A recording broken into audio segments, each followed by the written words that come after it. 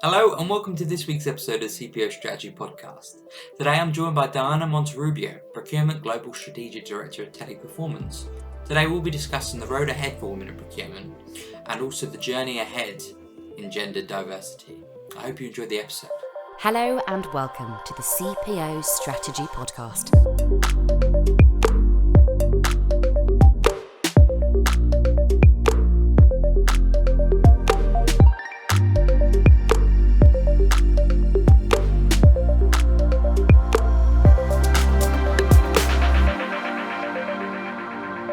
Hello Diana and welcome to the CPO Strategy Podcast. It's a pleasure to have you here. How are you? You okay?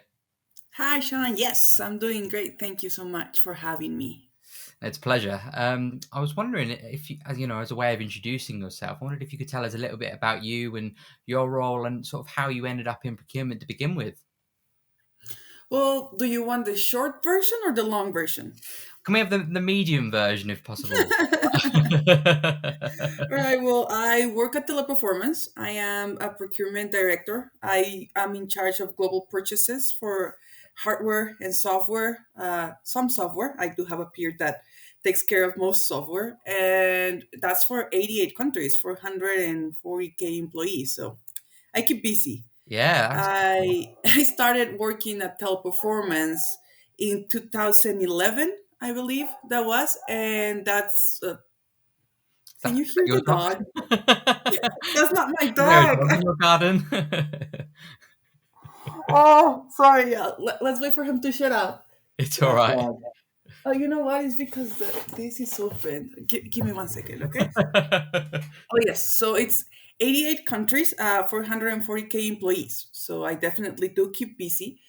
And when I started working at Teleperformance, it was the year I was about to graduate college, and I thought I would start working somewhere to start paying, college, paying studying loans and everything. So I said I was going to be an agent in this company for 3 months. 3 months. Yep, and it's been 12 years. So Really? So I was an agent. I started out in Teleperformance as an agent, and I always love saying that because, really did start from the bottom, but there's no limits when it's a good company and you want to grow and there's growth opportunities. So I was an agent, and then I moved to recruitment for a little bit, and I did get a taste for negotiating and dealing with vendors. So when there was a procurement opening for Mexico, I applied for it, and well, the rest is history. I was first just working for Mexico, then it was Mexico and Central America, then it was Ibero Latam, and now it's 88 countries. Wow. So it's quite the journey then, isn't it? So I've taken It you. has been a journey. Yeah, no, that's for sure. So taking you back to 12 years ago, how have you noticed that the industry has changed over the years? Because 12 years is a long time in any industry, but procurement sort of has been through the ringer, isn't it? It's been through the mill over the past few years. What could you tell me about what it was like when you first began and what it's like now? Well, when I first began, I was not buying tech. I was doing procurement for HR. But I can tell you about the tools we were using. So it was so different. 12 years ago seems like a lifetime ago, technology wise. So the ERPs, the tools that we would use to get our POs going, they were, I mean, they worked fine, but they were just so different than what we have right now. Things were not automated. Invoices, some of them were still printed out when they would take them to the office. So definitely, I think we have done a huge leap in the last few years, and I take it all to technology. Now I buy technology, but of course back then I was working with the technology to buy things, and it's just made it easier and simpler, and you learn a few things along the way too. Yeah, no, definitely. What do you think one of the biggest things in procurement's been? Do you think obviously that, the rise of technology, we can go through all the buzzwords, AI, big data, machine learning, all those things. It's been crazy, hasn't it? What do you think has been sort of the most prevalent of those, and how have you managed it as well when it's been coming through to the fore to embrace it? Oh, well, I think technology right now is something that definitely is setting the standards for everything. I think, like we all know, in 2020, the world changed. And right now, the world is changing again. And that's very important to mention because we have an industry that is moving, that is almost alive. And it has its own rhythm. And sometimes it sets back, and sometimes it takes a huge leap forward. So, for me, in procurement, the most challenging thing and the most important thing right now is to get the supply chain in order. And that's something that we haven't been able to do since the pandemic, and it's something that I think is still going to take a few years to come on its own. But now it's never going to be the same. We're seeing AI, we're seeing the Mhm. cloud, we're seeing all these amazing, fascinating things that can make our lives easier, especially if you're negotiating. You can rely on all of these tools to not only have a good negotiation, but to get to know the tools that you are trying to buy and to get to know. So I definitely think that AI is going to be a huge game changer in the future, because right now what we do is we launch RFPs, right? Our request for proposals, people send their proposals. But I do believe at some point AI will get us to the moment that AI is going to be able to explain to us what the technologies are without us having to launch an RFI or getting the vendors to ask questions. So I'm very excited about that. I think it's going to happen in the next few years. What do Mm. you think? Well, I think so as well. I think it's the thing is with technology is that it's so exciting that you can get a little bit overwhelmed by it as well. And I was wondering if that is, something that the new generation of leaders coming through, if they're easier, they're happier to embrace this new technology because they're not so sort of used to these legacy systems. And I think potentially with the new leaders coming through, I think it's easier to adopt this technology. I don't know if that's something you agree with, that they find it that because they grow up with it, they're born with it. They have iPads when they're 8 years old. Do you know what I mean? Like it's so much easier to embrace than Yeah, of course. people that are like in their 50s and their 60s. They On, used on that on that note, I think it's very important to mention that, oh, this is the boomer generation. My mom and her sisters, they're always like, "Oh my God, look at that 2-year-old moving that iPad. It's just they're born so smart now." to. And it's actually not that. It's that we're actually getting very good engineers Yeah. that are so good at their jobs, that are making things user friendly. So that's why it's so easy to not just grow up with it, but to get used to it no matter your age. I mean, some people, of course, don't like it, they refuse to use it, whatever might be the case. But we're actually at the point of technology where we're getting great engineers that are making great user friendly solutions. And I think that's a big thing as well, because some people are scared in the industry. From my discussions, I know that they're scared that some parts of technology will potentially take away their jobs. And, Hmm. and I think the big thing is that they're not there to take away the jobs. They're there to make your lives easier. They're there to make procurement professionals that they're there to basically take away all the boring admin bits and allow you to focus on the important things and not have to do boring tasks like data entry, for example. And I think that's a big part of the conversation. Is that something you agree with? I totally agree with it, and it brings me back to the Willy Wonka movie, where the dad Which one, the is in original or charge. the remake? Oh, the new one, Oh, the one with Johnny Depp. Johnny Depp. Yeah, yeah, Yeah, so the kid's dad got laid off the factory because of a robot started doing what he was doing, but then he got an even better job at that same company fixing the robot that replaced yeah. him. So that's sort of like I see it. It's not that it's taking away jobs; it's creating new opportunities. And if we're able to navigate this wave in a good way, we're going to be the ones fixing the robot right there. No, I think that's it. It's about an opportunity, isn't it? Hmm. Same with anything that you look at. If you think about it, you could think about the COVID period, which I know that we briefly touched on. You think about COVID and the challenges of that, or you can think, well, actually, what opportunities did it bring? There's now remote working and things like that. Like, what Hmm. do you think that some of the key lessons that you learned from COVID, and how do you think if it happened again, would you be sort of better equipped to deal with it? Let's, touch wood, it doesn't happen again, but Oh if it my God, yes. I was just about to say no. if it ever did, do you think there was some of the what are some of the sort of the key learnings that you got from that? I think everyone got something out of the pandemic and COVID. not necessarily good because maybe we did create some weird habits because of lockdown. But what I would say is definitely, I think if this were to happen again somehow, touching That's wood good. again, That's good. Yeah. I do think we're better equipped. I think technology is at a better place right now because we took a huge leap when this happened. It's like the industry grew 10 years in 2 years. I don't know if you agree with that, but it's sort of like okay, so we need to get people in their homes. So we need to have the cloud. We need to have Yeah. a good VPN system, good VDI system. We need to start working with all of these things that we didn't know before we needed to work Mm. with. So I definitely think that we took a step forward on that aspect. However, I do think that if it were to happen again, it wouldn't be the same. It's always different. Yeah. Nothing, a lightning doesn't strike twice in the same place. So it will come with these challenges if it were to happen. But mostly technology, I think, will be more reliable than ever. Well, I think that's it, isn't it? People, barely had their Microsoft Teams set up, did they? Like, it was complete. They had they didn't have laptops. People would almost pay Webcams. for that. That's the thing. They Oh my were, God, webcams, yeah, webcams. Webcams was the most difficult thing for me to purchase during the pandemic because no one seemed to have yeah, webcams. yeah. It was Or like a yeah, 32-week delivery time, something. Wow. or office chairs. I found as well. I Oh remember. yes, Yeah, office yeah. chairs, They went completely webcams, out of stock. headsets. Yeah, I know. It's a mad time if you think about it. Can you believe it's been 3 years since then? How quick has that gone?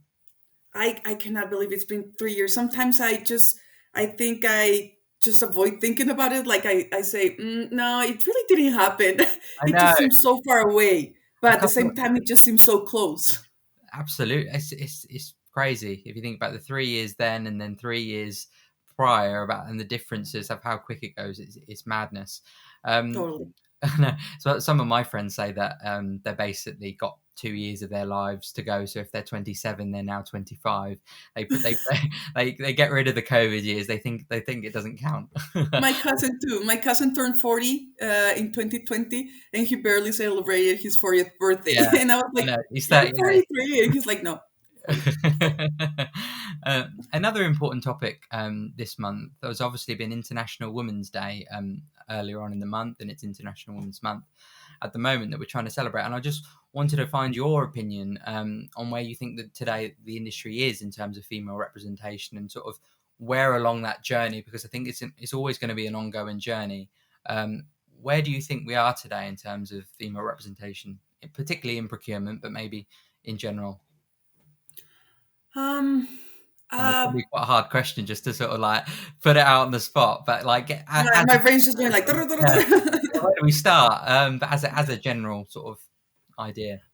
well, I obviously do have a lot to say on this. First Mm, of all, I am one of those people who think commemorating women, the ones who paved the path for the ones that are here right now, is very very important because history proves that we need to honor the ones that brought us here somehow. Uh, I don't know if you heard about if you heard this phrase. It says, for such a long time, when a poem or something written wasn't signed or it just says anonymous, it was a woman mm, because we were not allowed to express ourselves that way. So I definitely think that right now it's not a race, but if it were a race, men would be here and would be here because we mhm, started so much later than men, working and juggling life. So I do think we're at a good point of having these conversations. mm, We're at a good point where we can actually talk about how much women were neglected in the past. We're ready for that conversation. Are we ready to wrap it up?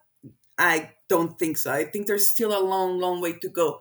But just yesterday, somebody asked me about how I felt about TP Woman, which is the initiative that we have in Teleperformance with women, and how I felt about it. And my only answer was one of the basic needs of human beings is a sense of belonging. We always need to feel like we belong somewhere. So these types of initiatives, recognizing, sorry, that women are still not at the same level as men, uh, pay wise, education wise, responsibility wise, acknowledging that makes us feel like we are being heard. And Mm, slowly but surely, we're acknowledging the problem and we'll find a way to fix it. And it's like when you go to work at a place and you see all these ramps for people in wheelchairs. When a person in a wheelchair comes to a place where they have the ramps and is mm, equipped for them to actually have a normal life, then they feel welcome, they feel engaged. It's mhm, sort of the same with these programs at the companies. We feel that that is a ramp, mhm. and slowly but surely ramps can build bridges. So that's Yeah. what I'm hoping for. No, and these things don't sort of happen overnight, do they? Changes and No. ongoing process. And from people that I've spoken to in the industry as well before, they're saying that there's starting to be some sort of movement, particularly in the entry level positions. But it's when you go higher up is when you notice there's still a massive gap, and it's that divide Yes. that needs to be built. Yes, the higher you go, the lesser women that you get to see, and that is true, and that's culturally something that was very normal. Like if you think of the board of any company, you think of 12 men sitting around a table Yeah. with suits. That's what you think, and we still think of that. And in most scenarios, that's actually true. You might have a woman there, but one or two, Mm. but we're getting a seat at the table. So it's not nearly enough yet, but we're there and it's exciting. Is that part of it as well? Is that, if you can see it, then you can be it. It's I don't know what it was like when you were first coming through the industry. Did you have many female mentors or other, females that you could see in the industry to look up to? But Not so much in the IT yeah, industry. And actually, when I got the job for IT buyer, because I was doing maintenance and facilities procurement before I was doing IT, I the person who was in that job before, he left for another company, and I thought maybe I would like to get the job that he had, but then my own mind, my own DNA, my own upbringing, everything, it came here and challenged me and actually sabotaged me a little bit because I thought they were going to give the job to a man. That's just what I thought. And I'm not ashamed to say it. I mean, it wasn't a right thought, but it's just that's how we're programmed. mm, That's how far it gets. Like it's just part of the basic instinct in our brains to say, well, this is the man's industry, right? And then when my boss told me that he wanted me to take on this job, I said, I thought you were going to give this job to a man. And he said something very, very interesting. He said, I'm giving this job to someone who's very capable. And I so thank him for that because that did a huge mindset on me. And it was a game changer, really, mm, because I thought, yeah, why not? Let's yeah. give it a go. I've met a few women in technology, mentoring wise. Well, of course, you have your leadership team. And there's a couple of women at Teleperformance that have been amazing and have been mentoring me for interviews and for a couple of articles that I've written, but they're not part of the technology or procurement team. Yeah, that's really interesting that what you just said there about your former boss saying, I'm giving it to someone that's really capable, because that's absolutely how it should be. That's what it should be like across the board. It shouldn't be, oh, it's a man that's done it, as a woman that's there. They've got the same skills. Let's just give it to the man. It should just be who's going to be the best cultural fit, who's got the skills to the job. It should. It shouldn't just be the gender, should it? So it's It shouldn't, but we need to deconstruct that part of our yeah. thinking because it's well said in there. Believe me, everyone has it at some point. Yeah, I was going to say, how do you sort of change that narrative? You've got to almost flip it on its head, don't you? Like, how do you go about changing the way that it's always been? Sort of disrupting the space. Well, my best answer would be you change the narrative by becoming part of the narrative. You become part of it, you understand the problem, you become a part of the solution. You start doing talks like this, writing, making people notice you, notice that uh, a woman's work is very valuable and it's important for all of us to be able to be a part of any industries that we want to be a part of. And I know that people after me, if they sometimes see this, they'll be like, Mm. hey, she's right. I can be an engineer, I can be an astronaut. Yeah. It's not a man's field, and it's great to be able to just put like a little grain of salt there. Does that to you then sum up the importance of trailblazers and you maybe being that to someone else? Yes, it's very, very important to me to be able to give to someone at some point. I hope I do have that honor to someday give that someone the motivation they need to fulfill whatever dreams they have, because I love my job. I love what I'm doing, and I love to be able to be outspoken about the fact that yes, I am a woman. Yes, it comes with challenges, everyday challenges, but overall, I love it, and I would recommend for anyone to to go for it, and they'll figure it out. They'll figure it out. But if there's one person that I get to inspire with this, then I'm good.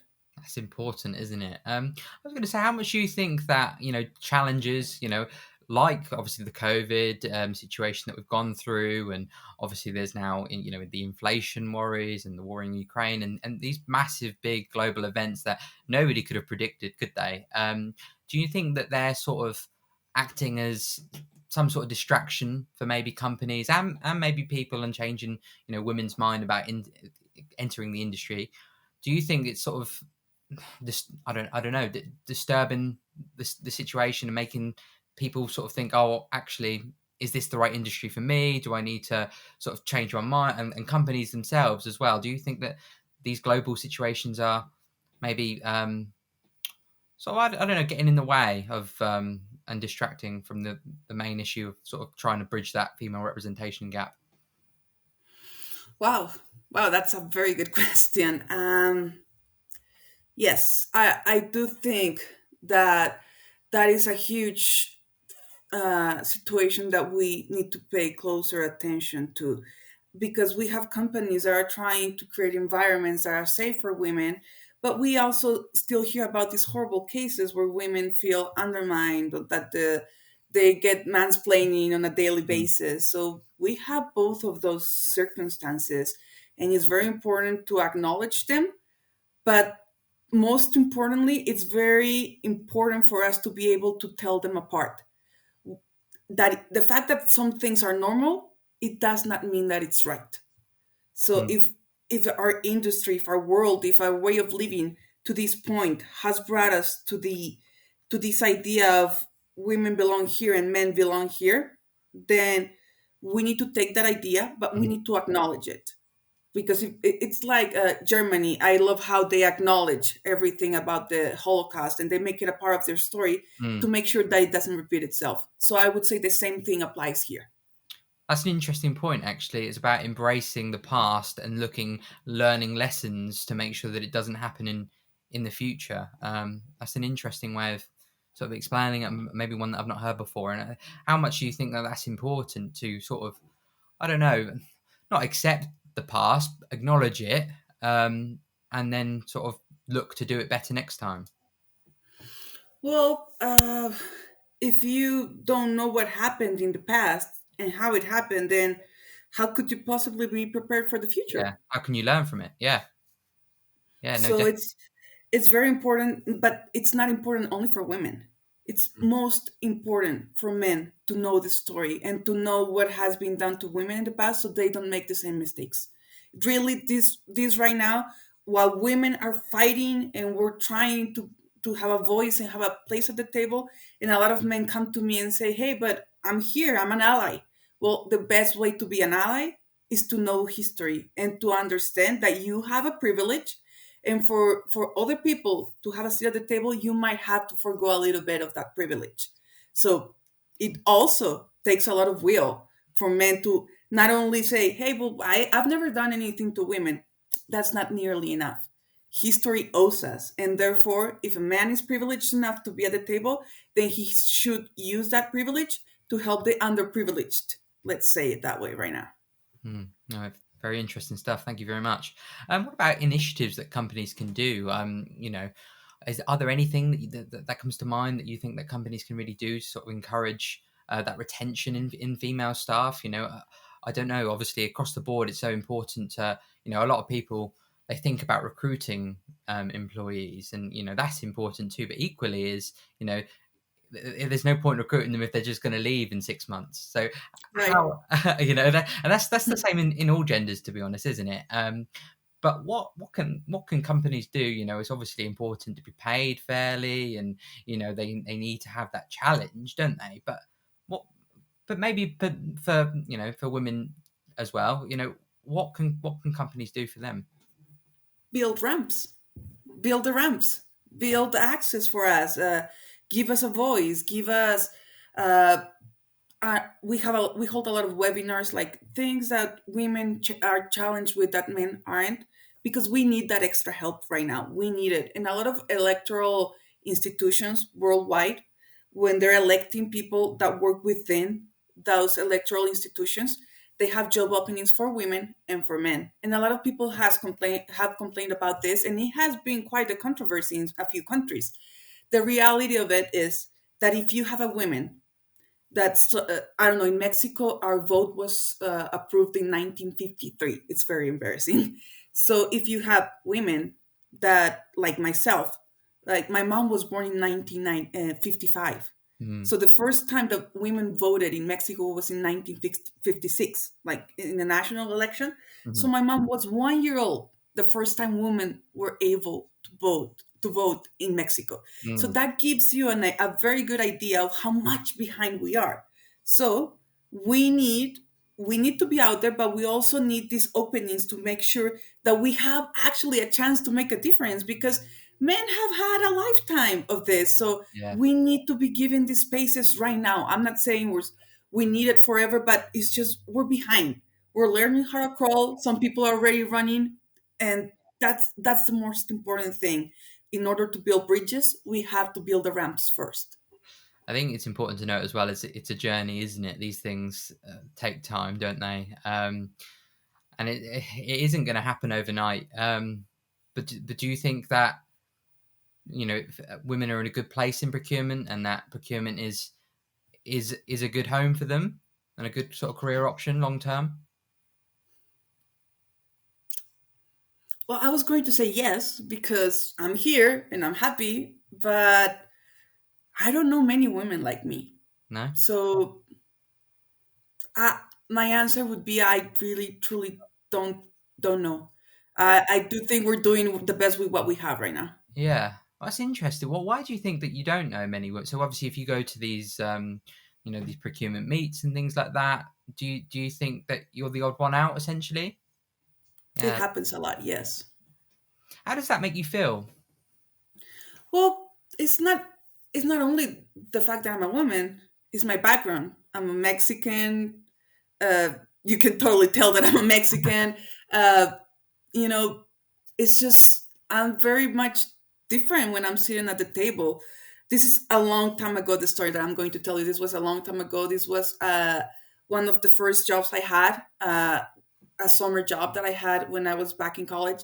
And but it was my last semester in college, so someone actually gave me the opportunity to be part of a project where I would be making like the we would be looking at it was a government plan. So the government was going to be giving out money to certain entrepreneurs that were actually women. So if a woman came in and said, "Okay, I want to have my nails salon, but I need the budget for it," and these were women that were usually they didn't have the means to go on because their husband left or they were abused at home, things horrible stories like that. So my job was just to filter out the ones that I would think were the best choices and present them to the committee of 6 men that were going to decide where this was going to go. So I walk into the meeting, but someone asked me to get them coffee, and I was like, Really? mm, and my name was actually on the table. It just said D Monterrubio, like, but it didn't say Diana, like. So my name was at the table, but this person keeps on asking me to get him coffee, and I'm like, you What know did what, get what it did you say in that yourself. situation? I just And that would I'm that would let's be honest, that would never happen to a man, would it? never, and I was in shock because I was the junior there, so I was like, should Yeah. I get him coffee? And I was like, no, I don't want to get him coffee. Why am I going to? I don't even like the smell of coffee. Why would I go near coffee? So I just said, I'm busy. Can you get it yourself? And he gave me this weird look. And then the actual assistant came in and offered them coffee. And he was just apologetic and everything. But It just, Yeah. so, even though I've come a long way since those times, it just right now it still feels. I sometimes feel like I might get asked to get coffee. It just Yeah. feels like that sometimes. That's a really interesting story, and it probably highlights just how sort of, how much of an up how to pretend you're biking uphill, and it just seems like the mountain's getting bigger. Yeah, Steeper. yeah. Thank you for telling us that story. It's certainly very interesting. It highlights. And I have to say, this was not a teleperformance. Just We'll keep that clear. Yeah, no, yes. absolutely. No, so that journey is still ongoing, and it's it's definitely not finished yet. But No, maybe, it's not. So yeah, I do feel weird whenever I'm in calls or whenever I go to meetings, and a little part of me still feels like that person 14, 13 years ago. But overall, I have a seat at the table. yeah, which is more than it could be said. Perhaps, I don't know, 2 decades ago. I don't know. Yes. But And if I'm here today, maybe tomorrow there'll be three more. And one day someone will not feel like they will be asked for coffee. So we're paving the way. The woman before me did it, and it is my job to do it for the woman that come after me. lovely. That's brilliant, Diana. Thank you very much. And moving on to the future now, what do you believe the future of procurement could hold? And now, obviously, get your crystal ball out and predict it for us. But in your in your opinion, what do you think that future can hold? And obviously, it's going to be digital led, isn't it? But what's the potential of procurement, and maybe what do the next sort of few years hold in your opinion? Okay. First of all, I do believe the procurement is coming to a maturity place where we can actually start to see what is needed of us. So before, I think it was very much you buy stuff, you buy what, in my case, what the IT team is telling you to buy, you buy that specific. So now we're coming to a point where we're able to automate forecasting because of the tools that we have available right now. So we're able to automate our forecasting. So we actually can be one step ahead in knowing what we're going to need. AI will definitely come into play at some point, like we talked about. But I do believe that we're coming into our own. Procurement is maturing so much that we're not only allowed to buy, but we're also now allowed to take care of the business's interests. Like, let's just say, uh, you need 10 computers, but I just bought 9 for you. Go to your warehouse, look for them because I know that I bought them. So that's a way of saving too, because you don't have stock just depreciating in some weird warehouse. But, you know, we are administrators as much as we are buyers, and we try to save money, but we also need to make sure that we're using the resources of the company we're working for in the best way possible. Lovely. Thank you very much. And I think that's a nice way to round it off. So thank you very much for appearing on our CPO Strategy Podcast today, Dana. Well, thank you so much for having me. I had such a great time. Thanks for tuning in to this week's episode of the CPO Strategy Podcast. I hope you've enjoyed it. And if you have, make sure that you subscribe or like our social media pages so that you never miss an episode. I'll see you next time.